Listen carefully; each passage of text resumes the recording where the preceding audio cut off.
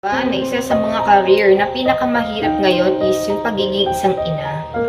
Oo, lalo na kung wala kang sinasabay na pagkaakitaan. Dahil syempre, yung isang source lang natin is yung ating asawa na once na may hihingin ka dyan, grabe, napakahirap talaga. Diba? Lalo na kung yung hihingin mo is hindi siya kasama sa budget. Diba? What if gusto mo ng mga pangkolorete sa mukha? Gusto mong bumili ng lipstick.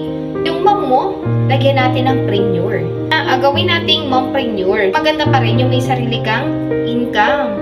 Tama ba? Kasi pwede mong mabili yung mga gusto mo kahit walang consent ng iyong asawa. Diba? Yung simpleng bibili ka ng ganito, bibili ka ng ganyan. Pero dahil kailangan mo naman siya, ipagpapaalam mo pa, napakahirap talaga niyan.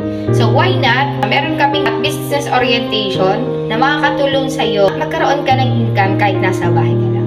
So this 2024, simulan mo na yan para naman hindi na tayo lifetime aasa sa ating asawa. Diba? So thank you and God bless.